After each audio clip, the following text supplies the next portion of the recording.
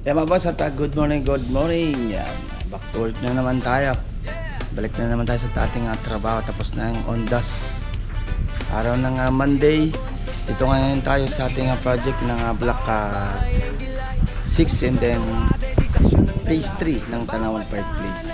Check naman natin itong interior na ginagawa natin. Let's go. Check na rin natin yung Block 7.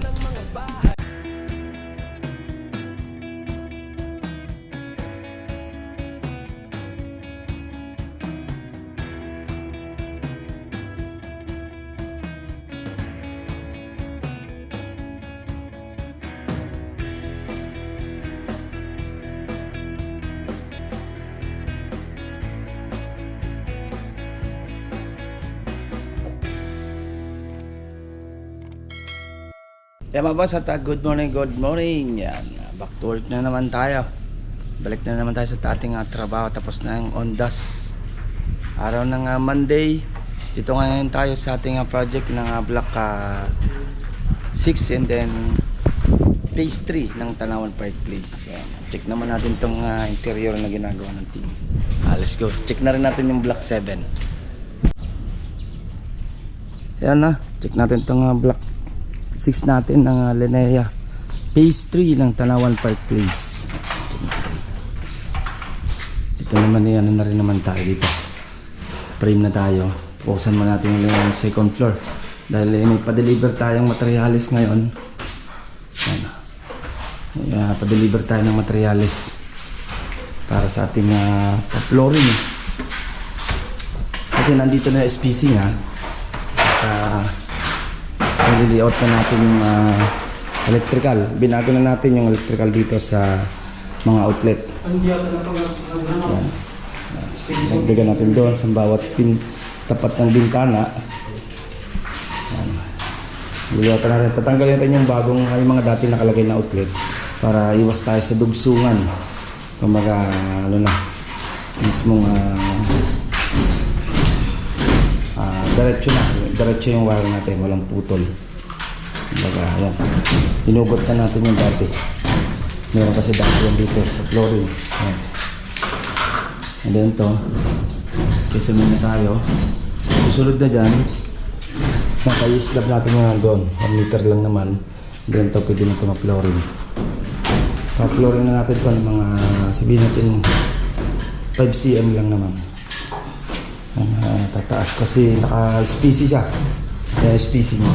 Hindi naman kasi pwedeng hindi natin may flooring ng bago dahil nakalundo. And then isa pa, hindi pantay yung flooring niya. Kasi makikita yung alon niyan sa SPC. Kaya para rin tayo nag-tiles. Po-flooring pa rin tayo. Kahit mga 5 cm lang. Then pakikinisin natin. Ano na siya? Start na siya dito. Doon naman, check naman natin yung Block 7 naman. Okay.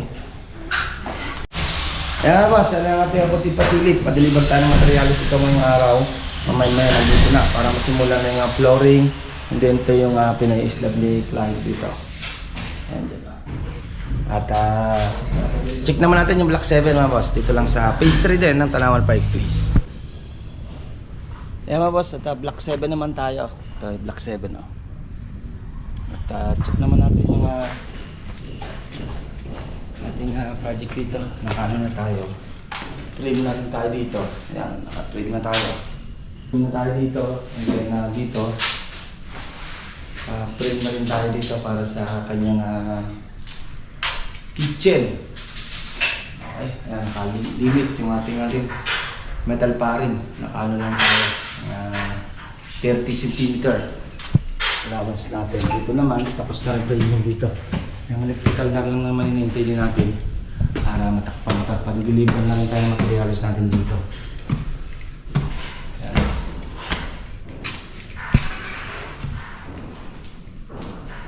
Framing na tayo dito.